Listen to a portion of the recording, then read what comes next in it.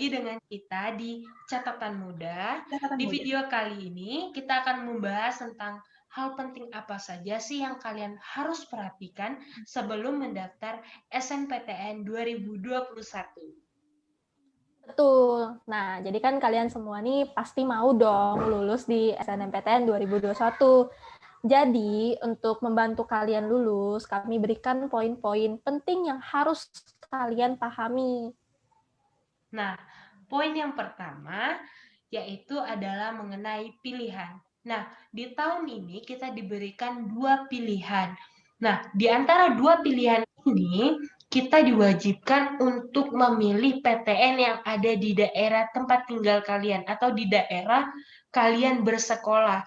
Misalnya kalian sekolahnya di Palembang, kalian wajib mendaftar PTN yang ada di Palembang seperti Unsri nih.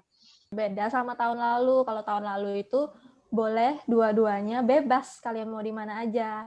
Nah, jadi pastiin salah satu pilihan kalian di asal dari daerah kalian sendiri ya. Kecuali kalian mau pilih satu doang. Nah, kalau satu doang itu bebas, kalian mau di mana. Gitu. Oke, yang kedua itu kalian tuh harus pastiin dulu NISN kalian itu terdaftar atau enggak.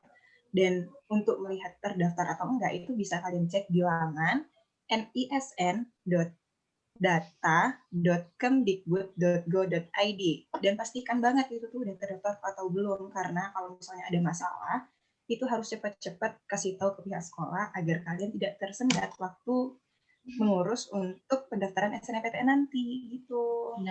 Terus yang ketiga, nah ini nggak kalah penting nih, kalian harus tahu akreditasi sekolah kalian tuh berapa. Karena SNMPTN itu membatasi siapa saja yang boleh ikut untuk mendaftar SNMPTN.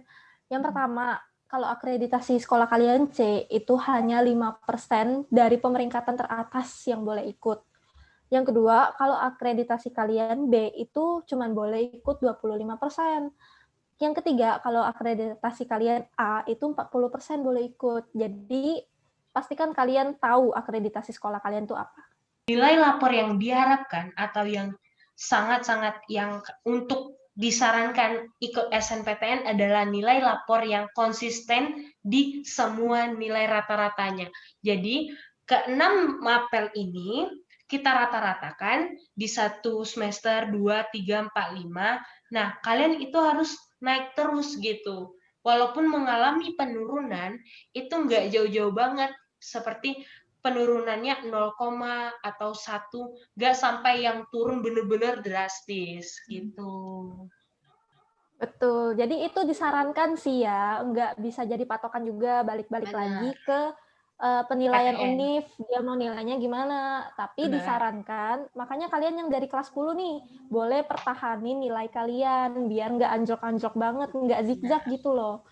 Terus, ya kalau misalkan nggak bisa mainin konsisten, kalian patokan ke sini aja, mana mata pelajaran kalian yang paling bagus tuh, misalkan di fisika, kalian boleh pertimbangin buat daftar teknik gitu, yang relevan, biar peluang kalian lulus lebih besar. Benar. Oke, yang selanjutnya itu yang nggak kalah penting dari yang lainnya itu ada prestasi sama portofolio. Prestasi itu bakal ada waktu kalian pendaftaran di SNMPTN. Waktu daftar, kalian bakal disuruh untuk menyertakan prestasi-prestasi yang kalian dapatkan selama SMA. Mungkin ada 2 atau 3 prestasi yang perlu kalian sertakan, dan itu sebisa mungkin kalian sertakan yang juara. Karena tingkat juara sama tingkat perlombaan itu sangat-sangat mempengaruhi dalam penilaian, bukan penilaian ya, kayak peluang kalian masuk ke SNMPTN nanti gitu. Dan untuk memperbesar peluang lagi, sebisa mungkin sertakan piagam yang sesuai dengan jurusan yang kalian inginkan. Misalkan, kalian mau kedokteran, lebih fokuskan ke piagam atau prestasi yang relevan ke situ, kayak yang perlombaan biologi ataupun kimia gitu. Dan satu lagi untuk portofolio, itu khusus untuk anak yang mendaftar di program studi kesenian atau olahraga. Nanti pedomannya bisa dilihat di laman SNMPTN. Itu tertera jelas apa yang perlu dipersiapkan dan apa yang perlu di-upload semuanya. Walaupun kita nggak punya piagam juara 1 atau 2 yang juara tingkat-tingkat yang lain, kita bisa juga nih cantumin piagam peserta kita ikut lomba, seperti lomba olimpiade, lomba apa, tapi harus pastikan itu relevan dengan prodi yang bakalan kamu pilih nanti. Misalnya nih, kamu pesertanya peserta olimpiade biologi, kamu pengennya ke teknik, itu yang kayak gak disaranin banget gitu Ya, ya. betul. Apalagi ada slot ya, batas buat ngupload sertifnya. Jadi pastiin kalian tuh pilih yang terbaik yang bisa membantu kalian buat lulus. Jangan sia-siain slot itu. Karena yang kira-kira berapa poin yang gede itu yang harus kalian sertakan. Betul.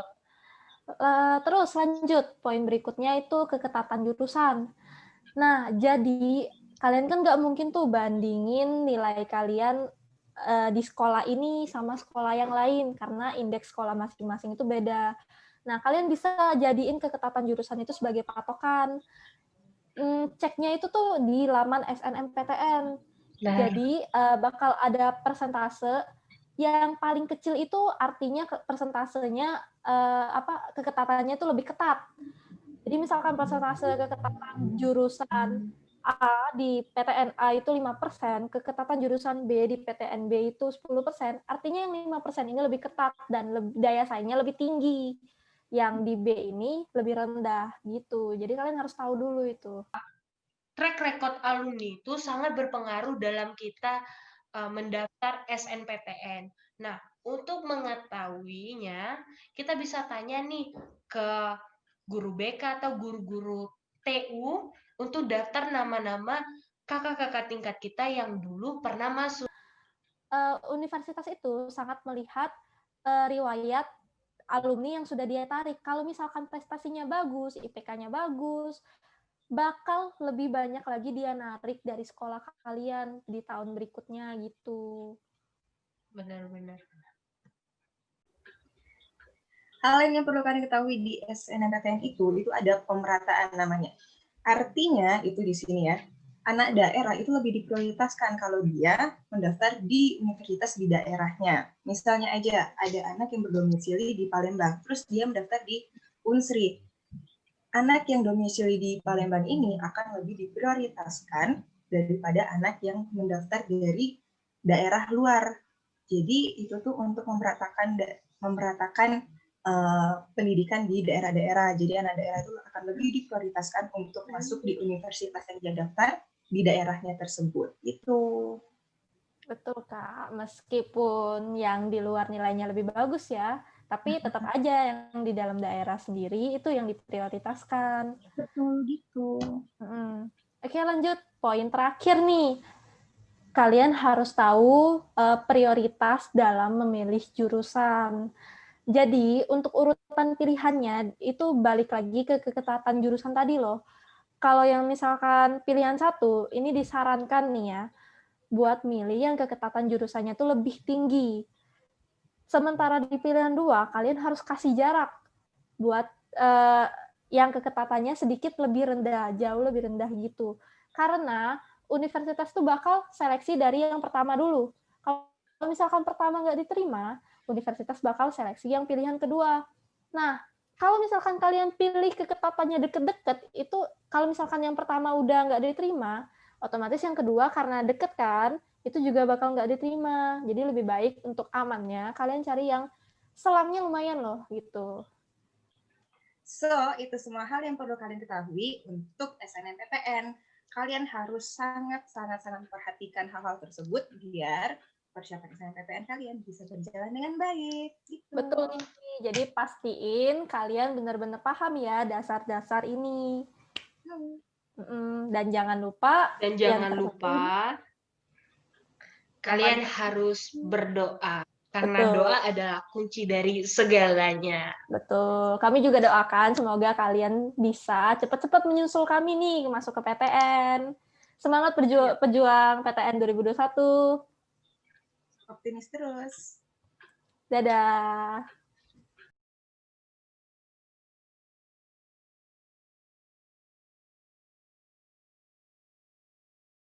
Semoga kalian lulus di PTN yang kalian impikan. Aku doain. Gitu aja lah. Itu kok kamu kayak Aku ya udahlah.